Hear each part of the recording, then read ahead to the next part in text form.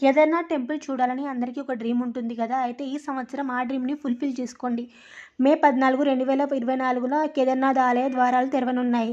మళ్ళీ 2 నవంబర్ వరకు మూయబడుతుంది. కాబట్టి తక్కువ బడ్జెట్లో అయితే ఎలా వెళ్ళాలో నేను చెప్తాను. వీడియోని సేవ్ చేసుకోండి. అలాగే మీ ఫ్రెండ్స్కి షేర్ చేయండి. మీరు ఆన్లైన్లో ఉత్తరాఖండ్ చార్ధామ్ యాప్ను రిజిస్ట్రేషన్ చేసుకోవాలి.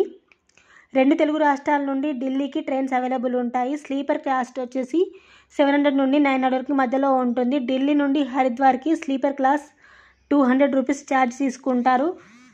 హరిద్వార్ నుండి సోన్ప్రయాగ్కి ఓన్లీ బస్ మాత్రమే అవైలబుల్ ఉంది. టికెట్ కాస్ట్ వచ్చేసి 550 నుండి 650 మధ్యలో ఉంటుంది. ఉదయం 6 నుండి 12 బస్ టికెట్ అవైలబుల్ ఉంటుంది.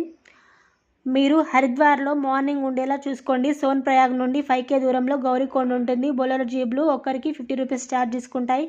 టోటల్గా ట్రావెల్ ఛార్జ్ 3200 ఉంటుంది. 1 డేకి రూమ్ రెంట్కి వాటికి వీటికి 6000